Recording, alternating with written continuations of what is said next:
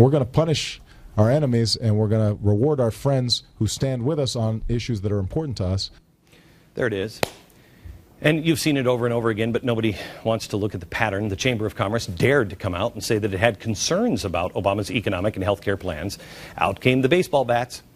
The Obama administration unleashed a smear campaign, and the president accused them of violating election laws. Humana came out and warned about possible cuts to Medicaid under Obama's health care plan.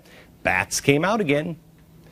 This time they used the Department of Health and Human Services, DHHS, to launch an investigation into Humana. Catholic Church is another one. They're pro-life. They stand in direct opposition to abortion. Bats came out.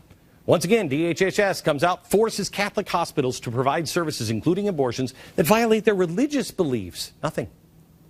Tea Party. It begins to spread. It begins to grow. Out come the baseball bats, in the form of 55-page questionnaires and questions so insensitive it would take weeks and months and a heart of stone to assemble any of the answers. All under the penalty of perjury if you get it wrong. Whistleblowers cause a bad day in the press for the administration. Baseball bats. Journalists who won't give up their sources. Baseball bats. The Associated Press has their phones illegally tapped, possibly legally tapped, and all of their records confiscated. Oil companies, they do their job and succeed, and they earn profits, and they get dragged before Congress, bullied, shamed in public. If you agree with this administration, and hear me, media, if you agree with this administration, it's smooth sailing. You're going to be fine. It's going to be like The Great Gatsby. But if you don't, it's an entirely different movie. It's a new kind of politics. It's the Chicago kind. I have witnessed this firsthand, and America watched it happen. The administration launched multiple attempts to destroy me and my company beginning in 2009.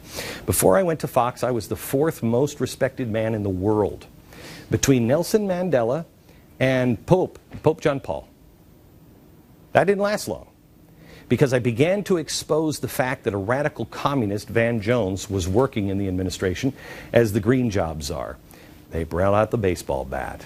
As we intensified the reporting of Van Jones, a boycott of my program mysteriously appeared and no one was interested. It originated from this website, which was founded by Van Jones of the Obama administration. Yes, the same Van Jones. No one was interested. And then another boycott happened. This site belonged to Jim Wallace, who also happens to be the president's spiritual advisor. What are the odds? 2 boycotts, 2 advisors in the Obama administration. And then a third boycott, SEIU, headed up by Andy Stern, Obama's most frequent visitor during his first 2 years in office, 53 times. 3 is a lucky number, 3 boycotts, 3 advisors. Then Congress threatened to investigate sponsors to the program. Headed up the effort was Obama's #1 attack dog on health care and other issues, Anthony Weiner. That's 4 for 4. Up next, Media Matters. George Soros donated $1 million directly to Media Matters to drop Fox and specifically the Glenn Beck program. Now, he said that's the first time he ever did it. But Media Matters was launched by another Soros creation, the Center for American Progress. They're the ones behind all of the stuff this administration is doing. A 2008 Time magazine article described the influence the Center for American Progress had on the formation of the Obama administration. Quote, "Not since the Heritage Foundation helped guide Ronald Reagan's transition in '81 has a single outside group held so much sway." That's 5 for 5. Wow. 5 boycotts, 5 direct ties to the Obama administration. I'm not telling